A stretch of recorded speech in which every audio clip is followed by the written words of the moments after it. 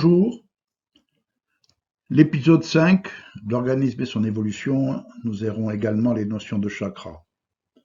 Je commence par un avertissement car à partir de cet épisode, je vais intégrer au fur et à mesure des connaissances liées aux résultats de mes recherches qui ont été réalisées selon des protocoles scientifiques destinés à conduire des expérimentations de manière rigoureuse d'une part, et d'autre part à valider les conclusions à partir de données statistiques corrélées et d'écart type.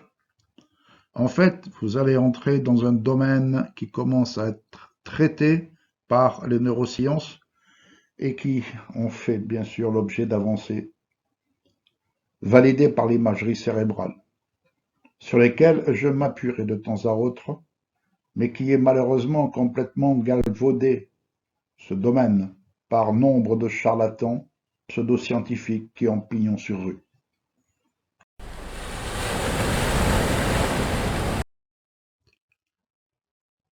Les notions de chakra, nous allons voir ce que l'on appelle organisme vivant. On entend généralement un organisme capable de se reproduire. C'est pour cela que le brin d'ARN a dû se replier sur lui-même pour pouvoir se dupliquer, c'est-à-dire survivre pour que plus tard puissent exister les cellules et encore plus tard les organismes.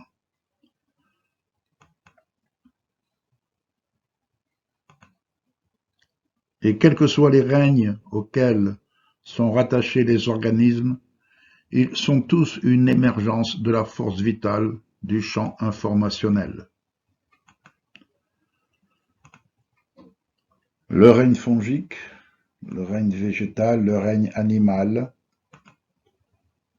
Et n'en déplaise aux puristes, j'ajouterai un nouveau règne, celui des humains, car il y a quelque chose de fondamental qui les sépare des animaux, c'est que pour l'instant, je n'ai jamais vu ces derniers se faire des guerres pour des idées et des croyances, comme nous le verrons. Tous ces organismes sont construits sur le même modèle. Nous avons vu que quels que soient les organismes et les règnes auxquels ils appartiennent, ils sont tous constitués de la même façon. Le processus d'émergence des organismes vivants est identique à celui de l'univers. C'est une émergence de la force vitale du champ informationnel qui se compose du même triptyque information, énergie, matière. Un système d'information qui va structurer l'organisme, le différencier pour assurer la survie de l'espèce, l'adapter à son environnement et le faire évoluer vers la finalité. Un système d'énergie qui va permettre à l'organisme de vivre en restant organisé, de survivre en gérant son autonomie et enfin de le faire fonctionner, une autonomie de plus en plus complexe, une anatomie de plus en plus complexe. Un système de matière qui va permettre à l'organisme de se doter d'une anatomie de plus en plus complexe, lui permettant de s'adapter, d'acquérir des degrés de liberté de plus en plus élevés, indispensables pour atteindre la finalité. La vraie question est de comprendre ce que les scientifiques appellent maintenant l'évolution et surtout de répondre à cette question. L'évolution est-elle le résultat aléatoire d'adaptations successives à l'environnement ou est-elle le résultat d'une volonté qui est obligée de composer avec un environnement qui n'est pas maîtrisable? Pour répondre à cette question, je vous invite à suivre la suite. Nous pénétrons maintenant dans le résultat de certaines de mes recherches. Au début, méfiant vis-à-vis de la notion de chakra, j'ai tout de même étudié cet aspect qui m'était étranger. Pour approcher cette notion de chakra, j'ai réalisé un tableau sur Excel de 52 colonnes, une pour chaque grand maître du domaine, avec les lignes correspondant à ce qu'il disait à propos des couleurs, des positions, des relations avec les planètes, les organes du corps, les métaux, les formes, bref, une trentaine de lignes au total. Et j'ai lancé mon programme pour faire émerger des relations statistiquement corrélées, et la surprise, rien de soi. c'est-à-dire que c'était un foutoir notable. Je vérifie mes données et j'appelle à la rescousse un génie de l'informatique qui valide mon programme. Donc, j'en conclus, après avoir relancé maintes fois ce programme, pour un même résultat que tous ces grands maîtres, en fait, ne savaient pas de quoi ils parlaient. Ils répétaient ce qu'ils avaient appris sans chercher à valider leur savoir, et c'est à cela que je me suis attelé, en découvrant d'une part des scientifiques qui avaient réussi à mesurer leur champ, puis à les mettre en équation, et des médecins, d'autre part, qui avaient rédigé des thèses sur ces mêmes chakras. L'avantage de ces personnes, c'est qu'elles savaient, au moins chacune, dans son domaine, de quoi elles parlaient. J'ai par la suite construit les savoirs que je vais maintenant vous présenter. En fait, il existe 3 types de chakras, dont les chakras majeurs qui sont positionnés le long de la colonne vertébrale. Ils sont au nombre de 7 et ils ont émergé au fur et à mesure, nous le verrons tout à l'heure. Les chakras sont des mini-vortex, des champs électromagnétiques qui relient le système d'information de l'organisme au champ informationnel. Ils ont conduit l'évolution et permis l'adaptation au fur et à mesure de leurs émergences. Les chakras n'ont pas de couleur et ont tous la même forme. Les couleurs sont celles de la lumière qui sont données en fait à titre de référentiel. Les chakras extrêmes n'appartiennent pas à des fonctionnalités de l'organisme vivant. L'appellation des chakras que je vais vous donner est personnelle. Elle correspond aux différentes étapes d'émergence.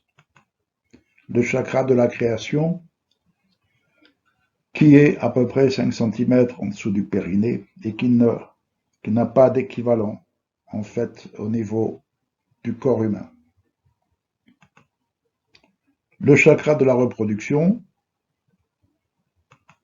le chakra de l'énergie, le chakra des perceptions, le chakra des émotions, le chakra de la conscience et le chakra des croyances.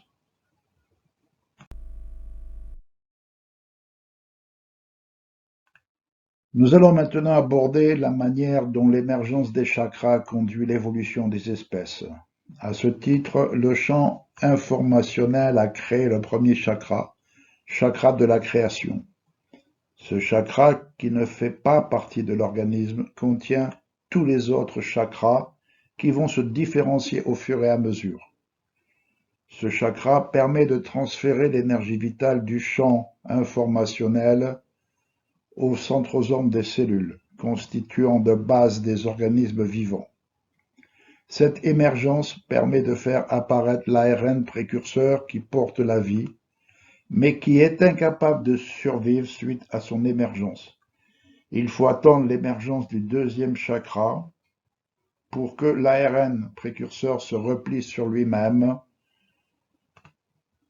pour se dupliquer et ainsi conserver la vie en dehors de la matière.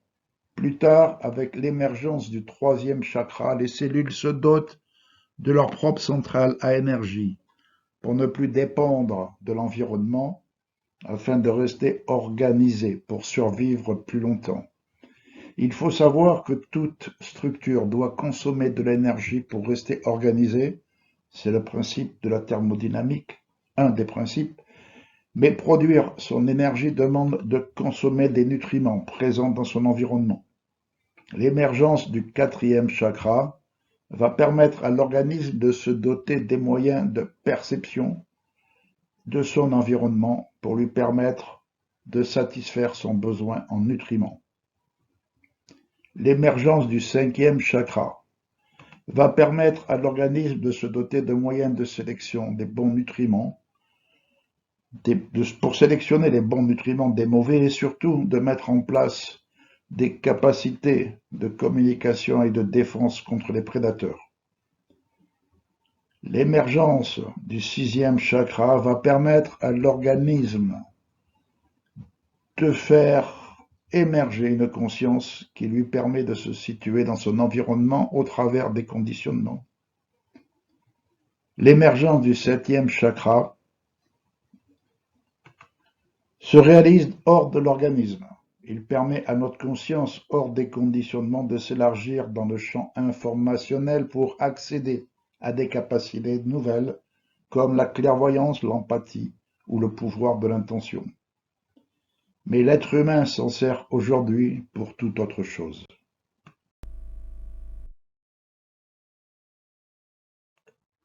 Nous allons maintenant aborder le rôle des chakras dans l'adaptation des organismes, car l'émergence des chakras n'a pas seulement permis l'évolution de ces organismes vers une finalité au travers des nouvelles fonctionnalités, mais par leur connexion avec le champ informationnel, ils ont permis aux organismes de trouver des solutions aux problématiques de survie posées par l'environnement.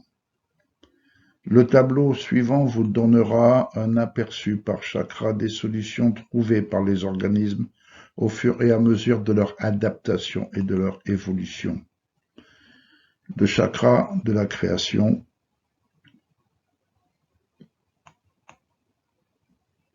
le chakra de la reproduction,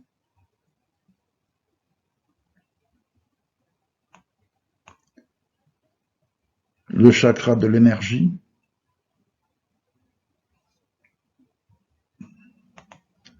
le chakra des perceptions, le chakra des émotions,